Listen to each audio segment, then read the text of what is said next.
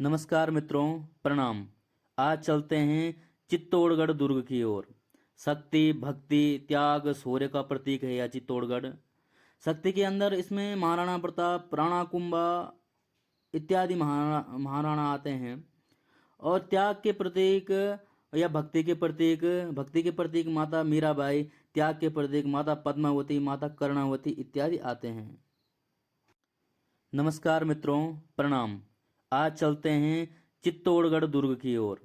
शक्ति, भक्ति, त्याग, शौर्य का प्रतीक है यह चित्तौड़गढ़। शक्ति के अंदर इसमें महाराणा प्रताप, राणा कुंभा इत्यादि महाराणा आते हैं। और त्याग के प्रतीक या भक्ति के प्रतीक माता मीराबाई, त्याग के प्रतीक माता पद्मावती, माता कर्णावती इत्यादि। गेट के प्रथम में ही बाघ सिंह जी का स्मारक है, जो बहादुर शाह से लड़कर के वीर गति प्राप्त हुए थे। 1567 में अकबर ने इस किला की घेरेबंदी के लिए मुगल सैनिक भेज दिए थे। 1568 में शौर्य और पराक्रम के अप्रतिम प्रतिमा के धनी कल्लाजी राठौर और जयमल जी राठौर दोनों ने इस किला की रक्षा के लिए अपना बलिदान दिया। लेकिन क्या था कि जब इस किले के बलिदान देते वक्त जो जयमल जी राठौर थे, बारूद से उनकी टांगें टूट चुकी थी। तो उन्होंने क्या किया, कल्ला जी के कंधों पे बैठ करके युद्ध किया और दोनों एक दूसरे के कंधे पे बैठ के इस प्रकार से लड़े कि जिस प्रकार से रणचंडी उन पे सवार हो रखी हो। और पैर न होते हुए भी उन्होंने युद्ध किया और दोनों महान जो हैं बलिदान हो गए। ये जो दो छत्रियां हैं जहाँ पे ये कार्यक्रम आज हो रहा है, ये दोनों उन्हीं महापुरुष, उन्हीं महाबलिदानी और उन्हीं त्याग और प्रतिमा के धनी जयमल जी राठौर और कल्ला जी राठौर दोनों की ये छत्रियां बनी हुई हैं। और यहाँ पे कार्यक्रम हो रहा है और जो राजपूत लोग हैं वो यहाँ पे उनकी आज पूजा कर रहे हैं। ऐसे अप्रतिम प्रतिमा के धनी थे जयमल जी राठौर और कल्ला जी राठौर। यह दुर्ग विश्व का सबसे बड़ा दुर्ग है। इसमें 113 मंदिर हैं, 84 पानी के कुंड हैं और सैकड़ों ऐतिहासिक स्थल हैं। मतलब तो इसमें बहुत ही सुंदर प्रकार के भवन बने हैं। भले कुछ भवन खंडित हो चुके हैं, कुछ अपनी अप्रतिम प्रतिम के विरासत को समेटे हुए हैं। त्याग और शौर्य का पराक्रम बताते जा रहे हैं। तो सबसे पहले अब हम आगे बढ़ते हैं। तो ये जो पोल है, जो ये दरवाजा है, इसको कहते हैं हनुमंत पोल। हनुमान जी के नाम पे संभवतः यह पोल है। जो यह दुर्ग है, यह दुर्ग सबसे बड़ी, विश्व की सबसे बड़ी खूनी लड़ाइयों का गवाह है। सबसे बड़ी खूनी लड़ाइयाँ इस किले में ही लड़ी गई हैं। इस किले को राजस्थान का सिरमौर कहा जाता है और 21 जून 2013 में यूनेस्को विश्व विरासत के रूप में इसको घोषित किया गया है। क्योंकि इस किले की बनावट, इस किले की सजावट, इसकी नक्काशी, इसका शौर्य, इसका पराक्रम, इसका त्याग, इसका बलिदान और इसको सिरमौर बनाने का जो प्रयास है वो यहाँ के वीरों के द्वारा जो किया गया, तो वास्तव में ये एक यूनेस्को की धरोहर है। इस किले की नींव चित्रांगद मौर्य ने रखा था और मेवाड़ जो है, मेवाड़ वंश के जो संस्थापक थे बप्पा रावल, उन्होंने चित्तौड़गढ़ को अपनी राजधानी बनाई थी। महान शासकों का आधिपत्य इस किले पे रहा है। इसी किले में महाराणा प्रताप और राणा कुंभा, राणा सांगा और ऐसे ऐसे महान योद्धा और कल्लाजी राठौड़, बत्ताजी राठौड़, बहुत सारे ऐसे वीर रहे हैं जिन्होंने इस किले की शोभा को और बढ़ाया है। ऐसा निर्माण तो हो ही जाता है, लेकिन इस निर्माण को सदैव बनाए रखने के लिए गवाह होता है इसका इतिहास। और इतिहास हमेशा याद उसी को रखता है जिसने सबसे बड़ा त्याग किया हो। और विश्व त्याग को पूछता है, धन दौलत इत्यादि को नहीं।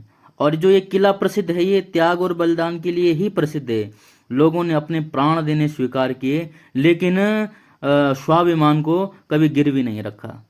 और भारत में एक यही इसी वंश के राजा थे जिन्होंने कभी मुगलों के साथ समझौता नहीं किया, और इसी के कारण से यही राजा सबसे ज़्यादा पूजे जाते हैं।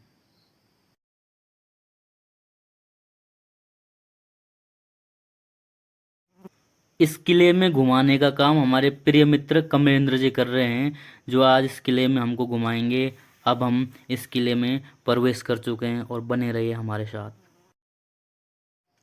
किले के अंदर प्रवेश करते ही हमें दिखता है चित्तौड़ दुर्ग से चित्तौड़गढ़ नगर का सुंदर दृश्य, जो मन को मोहित कर देता है और मन करता है इस नज़ारे को ऐसे ही देखते रहें। इस किले का बहुत सारा हिस्सा मुगलों ने तोड़ा था। आखिर वो छलिया पड़ जाती थी, उनका काम सिर्फ तोड़ना ही था। निर्माण कला तो खैर वो कभी जानते ही नहीं थे, वो तोड़ने के आदी थे। तो इस महान किले को उन्होंने कई जगह से तोड़ा, कई मूर्तियां तोड़ रखी हैं, कई मंदिर तोड़ रखे हैं, मतलब बहुत सारी चीज़ों को उन्होंने खंडित कर रखा है। तो चलिए हम यहाँ अपनी गाड़ी रोकते हैं, अब इस महल के अंदर प्रवेश करते हैं और देखोगे कितना सुंदर इसका दृश्य है। 1303 में अलाउद्दीन खिलजी ने इसको तोड़ा था। चलो प्रवेश करते हैं कुंभा महल। अभी हम जो राणा कुंभा हुए हैं, जिनका दूसरा नाम जो असली नाम था वो राणा कुंभकर्ण सिंह था, और बहुत ही विशाल थे। उनका कद का अंदाज हम, उनकी हाइट का अंदाज हम कुंभलगढ़ का जो किला है उसको देख करके लगाएंगे। ये जो आप ये वीडियो बनाओगे तो मैं नहीं पाऊंगा। कोई बात नहीं। ये पूरा पूरा जो है ना, ये जो स्पेस हाँ, तो हाँ। पूरा महाराणा कुंभा का महल है। ये जो स्थान है ये एक सुरंग है, अच्छा। जो भी बंद कर दी गई है। ये सुरंग मतलब राजा इन्हीं लोगों को बताती कहाँ निकल रही है ऐसा। अच्छा। और बताते हैं कि ये सुरंग यहाँ से कुछ ही दूर पे एक जौहर जो कुंड है, जहाँ पर महाराणा हाँ, वो सती हुई थी जौहर किया था जी। वहाँ निकलती है, ऐसा वो बताते हैं जी। ये पूरा लगभग उन्हीं का महल है। मैं आगे और आइए। अरे वाह। यहाँ पर दासी पुत्र जो था बनवीर, उसने विक्रम सिंह की हत्या कर दी थी।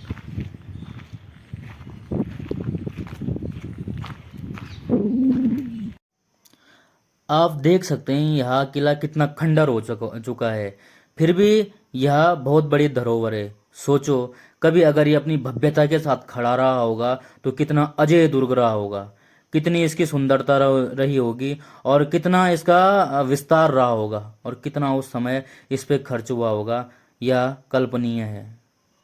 ये भी एक जौहर स्थल है, और हम देख सकते हैं यहाँ पे भी एक वेदिका बनी हुई है, और यह वेदिका आज भी हमें चीख चीख कर यही कह रही है कि शौर्य और बलिदान की पराकाष्ठा और पराक्रम का और स्वाभिमान का सभी का प्रतीक यह यज्ञ वेदिका आज भी हमें प्रेरणाएं दे रही हैं, हमें ललाहित कर रही हैं। यह लोहारों का स्थल है, यहाँ पे वो हथियार पे धार इत्यादि लगाते होंगे। और यहाँ पे दिया गया है कि जब राणा ने किला छोड़ दिया था तो इन्होंने भी प्रतिज्ञाएं ली कि हम तब तक घर नहीं बनाएंगे, या फिर तब तक यहाँ नहीं रहेंगे, तब तक घरों में नहीं रहेंगे जब तक राणा ने किले वापस नहीं लाए। तो जिस प्रकार से महाराणा प्रताप ने प्रतिज्ञा ली थी, उसी प्रकार से इन्होंने भी प्रतिज्ञा ली थी। आप इन कलाकृतियों को देख सकते हैं और इस अजय दुर्ग को देख सकते हैं। आज भले ये खंडित है, लेकिन कभी ये अपनी भव्यता के साथ कैसा रहा होगा, और इसकी सुंदरता को आप देख सकते हैं।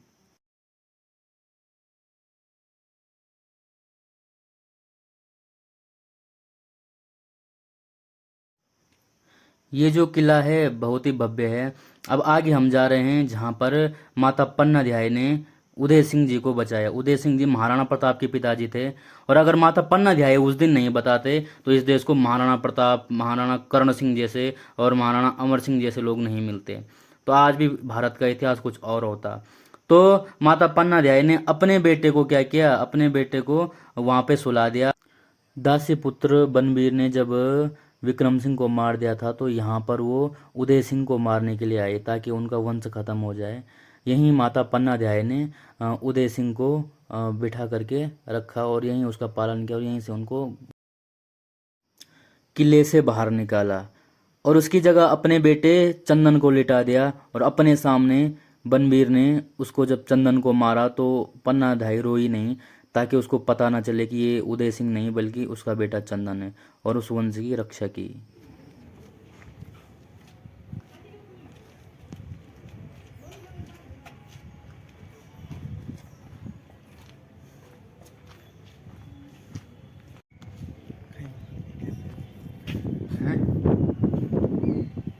जबरदस्त लग रहा है। ऊपर चले।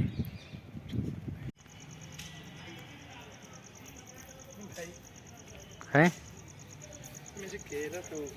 मैंने कहा ना, हाँ। ये देखो ये सामने मंदिर होगा या फिर महल ही है? फतेह प्रकाश महल है। कौन सा महाराणा महल? फतेह प्रकाश महल है। महाराणा फतेह सिंह, ये इसमें सभी अलग अलग ने बनाई है। फतेह सिंह जी ने, इधर कुंभा महल है, महाराणा कुंभा ने बनाया था। अच्छा। ये 1300 ईस्वी का महल है। हाँ हाँ। इसके बाद ये फतेह प्रकाश बना है। अच्छा। यह विजय स्तंभ है।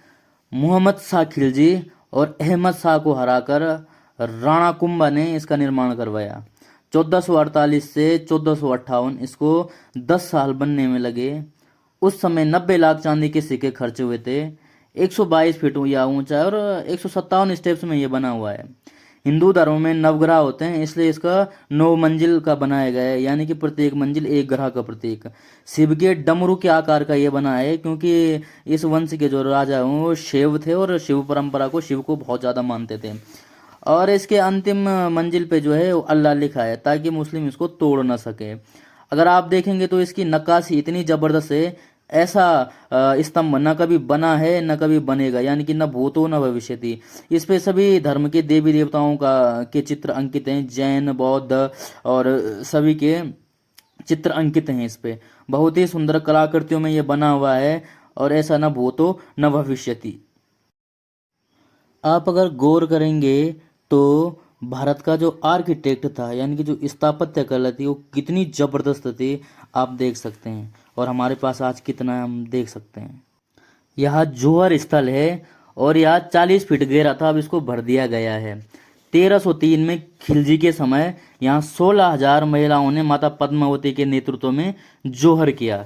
फिर दूसरा जौहर हुआ 1535 में, ये बादशाह गुजार के समय हुआ और कर्णावती ने 13,000 औरतों के साथ यहाँ जौहर किया। तीसरा अकबर के समय हुआ 1568 में, और यहाँ फूल कुंवर के नेतृत्व में 7,000 महिलाओं ने जौहर किया।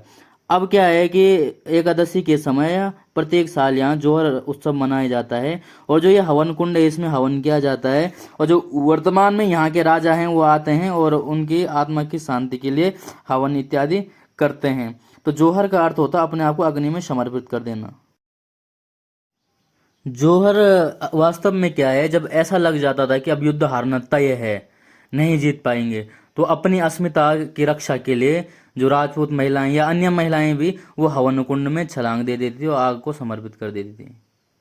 ये पानी का कुंड है और ये बहुत ही गहरा कुंड है।